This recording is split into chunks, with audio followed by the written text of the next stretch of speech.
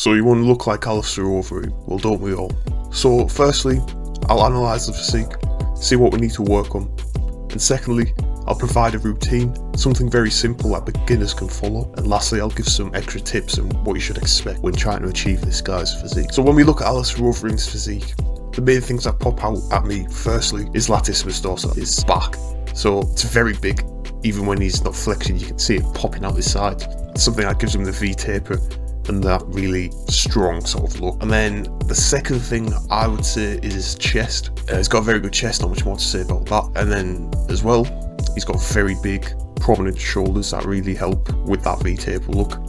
Combined with the lats to give the V-taper look. And if we go further down the arm, both his biceps and his triceps are very big as well. His forearms aren't too prominent, neither is his traps, so we'll leave that one out. Obviously quadriceps and maybe a bit of his neck as well to focus on. Okay, but before we move on, let's address the elephant in the room. Now, Alistair's physique is fueled by horse meat, shall we say. Horse is very good protein, better than beef. It's not a naturally achievable physique. However, if you're a beginner and you follow this program, I promise you can get somewhat close. Want to achieve this, you have to be willing to put the time and effort in.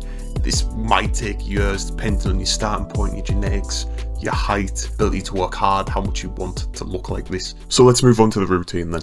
So this routine is very, very simplified. It's for beginners. It's designed to help beginners get into fitness, right? Let's put it that way. So you don't need to be training 7 times a week. This is only a 3 times a week split, right? You don't need to train 7 times a week to get optimal gains, right? You need to let your muscles recover from the strain you're putting on them. So let's go through it then. So on Monday, I've done bench press, pull-ups. I like to put the compound movements first. You don't necessarily have to, but that's what I like to do.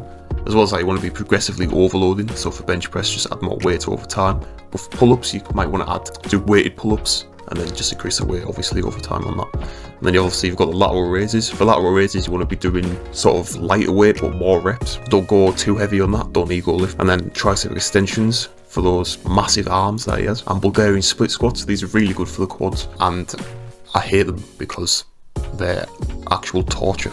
Now, Tuesday, which is just a rest or cardio if you want.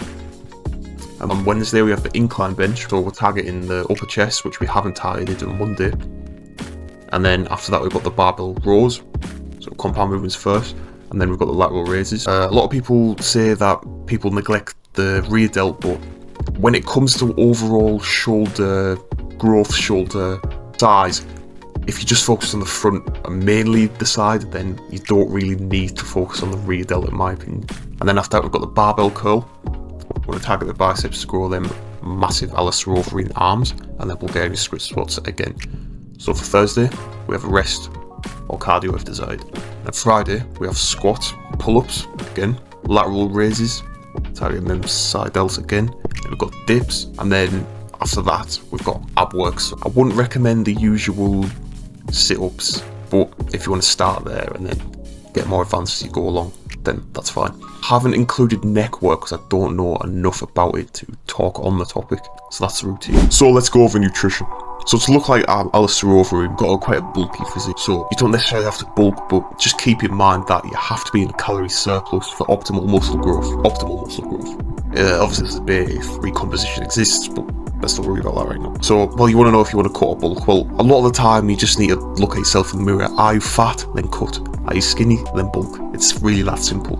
Obviously people are skinny fat and it's a little more hazy, but just go on that for a general rule. Obviously eat more protein, 1 gram per pound of body weight or 2.2 grams per kilogram of body weight. And another important thing that's sort of related to nutrition is you need to get enough sleep. Sleep is so important.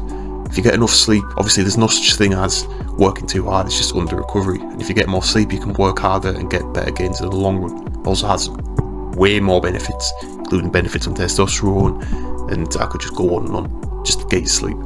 Now last but not least, here's some extra tips and what you should expect when going into this program. So this will take years. It's not going to be easy, you're not going to see results after one day.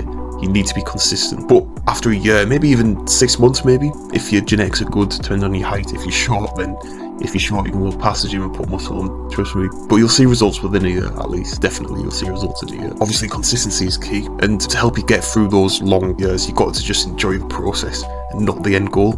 If you enjoy the process, then you're going to enjoy doing it for longer, you're going to want to do it for longer. If you just end goal, then it's going to be just torture, isn't it really? And then you're not going to keep it up. That's how you get Alistair Overeem physique for beginners.